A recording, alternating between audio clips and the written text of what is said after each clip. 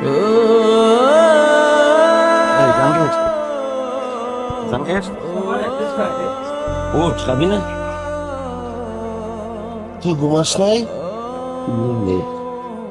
খিদে লাগে নাই তোর?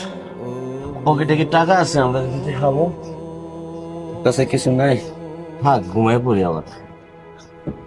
আয় স্টেশনের দিকে যাই, হয়তো কিছু পেলে পাইতে পারি।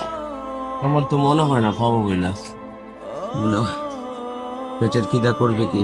আমরা এমন একটা পর্যায়ে আসছি না, কিন্তু এই হওয়ার কারণে আমাদের কোনো কাজকর্ম দেয় না।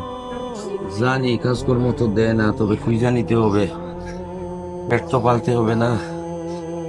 আয়